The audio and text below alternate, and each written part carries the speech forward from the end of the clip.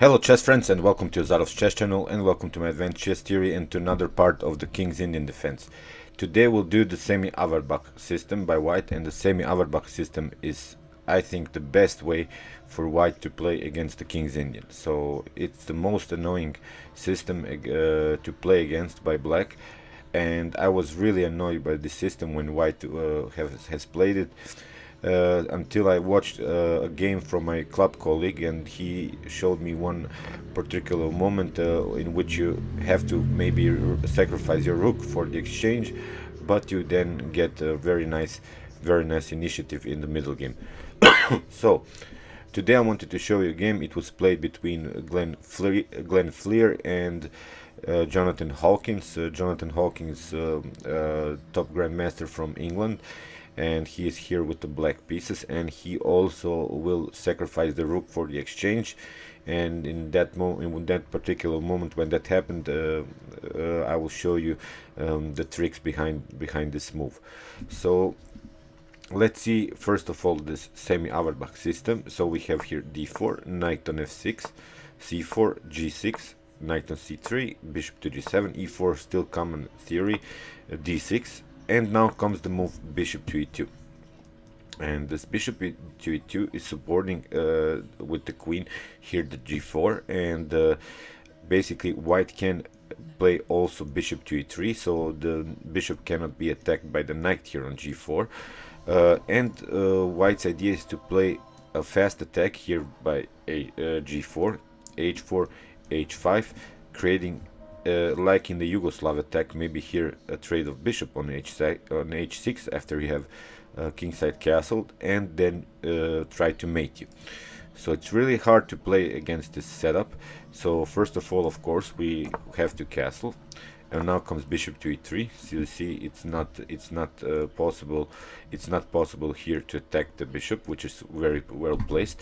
So you see, White has a really nice development here, and he can, as said, play this move g4 immediately.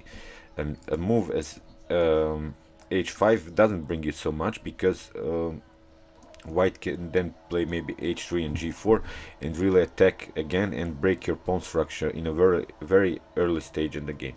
So in this line of against the Semi Averbakh system, I don't recommend you to force this kingside assault. Just you have to be calm, you have to be patient, and then in one particular moment I will show you the common tactical shot in this system. So we have here now e5, still our main move in the King's Indian, and after d5, again like in the Petrosian variation. So of course I will show you the link to the Petrosian variation of this King's Indian at the end of this video. Of course we want to block out here the queen side, because White has really now a flexible position, because he can stay with the king in the center, he has nice central control, he has nice diagonal control with his bishops, so he can even play on king side and queen side. So basically, if he's gonna do that, if he's gonna attack on both sides, he will stay with the king in the center. So that's the main idea in this Semi Averbakh system. So I want you to keep that in mind when you're playing against this setup, that your opponent will probably stay with the king in the center and maybe move it after a couple moves on f1.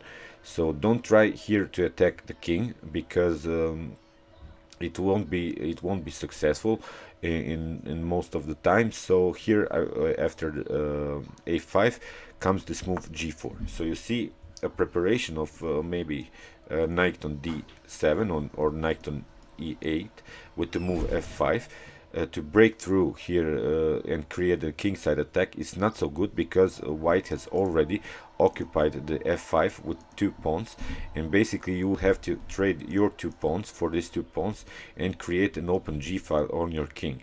So that's not good. Of course, it's not the same like in our previous orthodox lines, when White has castled here kingside and then he didn't play this g4. Then we could have played f5, f4 and create this this common kingside attack. So here I want you to be really calm and patient.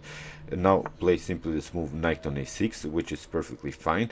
And after this move g5, knight on d7. Now you control here very nice the c5 with the pawns and these two knights, so it's hard for white to push here on the queen side. Okay, you're a little bit pushed out here on the king side, but that's not a problem. You have defensive resources, because now after the move h4 you have knight on c5, and after h5 c6. Of course we want to break this pawn structure here. This is this moves are all from this game from Glenn Fleer and Jonathan Hawkins. So you see, but that's also common theory till this move. So you have to really memorize this line. And after h takes g6, we have f take g6. Don't take with the h pawn, because you will have maybe you will have to have here your rook on f7, and then maybe play bishop to f8 to protect this h7.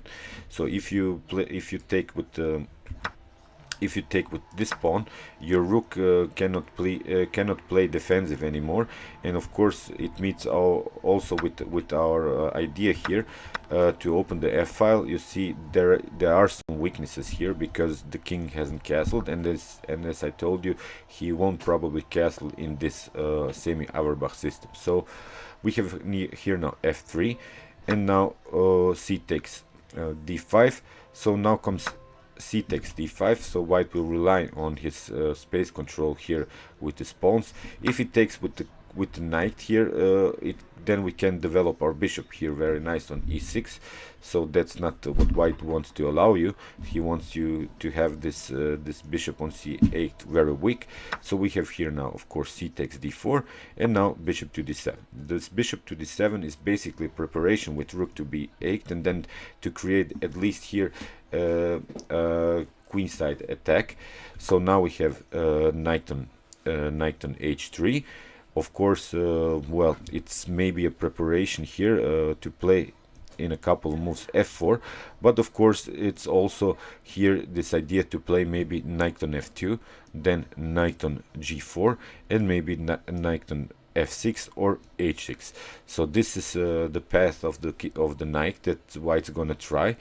And if the knight comes somehow, maybe on g4, here I recommend you to trade it for trade the bishop for the knight, because you don't want to allow white to jump here with the knight. This will really open the position, and this will be a losing game for you. So we have here now, as said, rook to b8, the preparation of b5. If your opponent plays the move a4 to block you out, it's really hard then for him to defend on the queen side, because you have moves as bishop to b6, and then you can come with the queen even on b4 with this two knight protecting the queen. It's really a nice queenside attack. So you see white's not gonna weaken his queenside anymore here. He has already gained some space in the center. So now we have this move knight on f2, and here is now the move b5. Now we finally also created this attack here. We have also some attacking resources here. Now came rook to c1, and here is now after the move a4 the preparation to play even more forward, to play b4. You see, we have now at least we have here this attack on the queen side, and well, there is hard for white here to reposition his pieces, maybe the queen and the rook, to somehow to attack this h7 pawn. But of course, as I told you, you can meet that with the rook to f7 and bishop to f8, sort of a defensive resource here against this maybe weak h7 pawn. So we have here now, you see, the white doesn't even bother to castle here. He plays king to f1 because that's possible, because he has good central control with his three pawns, with the bishops. The knights are very well placed, the rooks are occupying very nice files, so it's allowed for white here to go even king to f1. So now we have this this common rook sacrifice. You see, this rook on f4, it's cutting out the defense of this bishop to this g5 pawn, And if you realize this position, it's really a closed one. Basically, we're stuck with this bad bishop here, and at least we want to get a free diagonal for our bishop here. And if white takes here this bishop, this rook on f4, you have of course e takes f4, and then after maybe e5 you can simply take, but the problem is that we can take this pawn here, and really our bishop is gonna be a good one now. And you believe me or not, the evaluation here is in the favor for black. So of course it's hard for white even to take the rook on f4. And as I told you, this is a common move in against the Semi Averbakh system. This move my club colleague told me, and it's really a nice move, and it's really paralyzing now this white's king side. It's hard for him, of course. It's really occupying this fourth rank here, and it's as I told you, it's really hard for white to attack the rook. So now we have queen to d2. The idea is of course to take the rook and then the pawn. That would be of course better for white.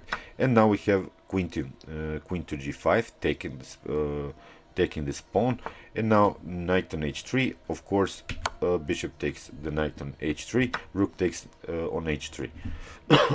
Okay, we are still pinned. We are gonna probably lose this rook. It doesn't even matter because, as said, after the rook bishop takes on f4, we have e takes n4 and liberating our bishop. But we have already gained the pawn. We are a pawn up, and it's perfectly fine, this position here for black. I want you to memorize this position, as said, and this is playable.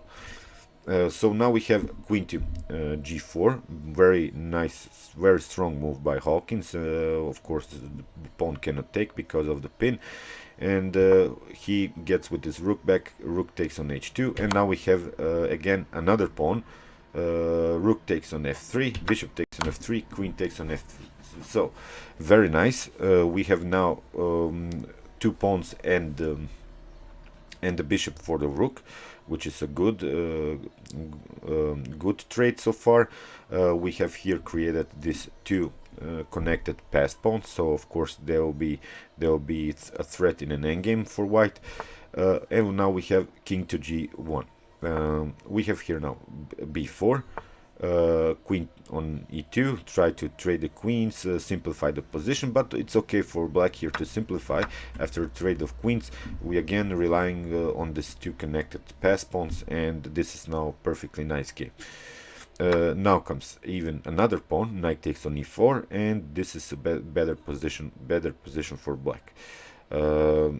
It's hard maybe here to somehow get this pawns rolling, and but move per move you can gain some space control. Just be careful, don't lose in such positions where you have where you're down the exchange, maybe the rook for the knight or the bishop, as in this position. Be careful with your pawns. You don't want to lose any of these 2 pawns. Just try relying on them and play simply forward. We have here now rook to c6. You see white is trying somehow to gain some pawns here, but now comes knight on c5. Very nice central control with these knights. We have bishop takes on c5, and now d takes on c5. And again we have now connected here 3 pawns. This pawn is protected, and we have here again these two connected pawns, 2 connected passed pawns. So now we have rook to h4 attacking the knight, and now the knight comes on d2.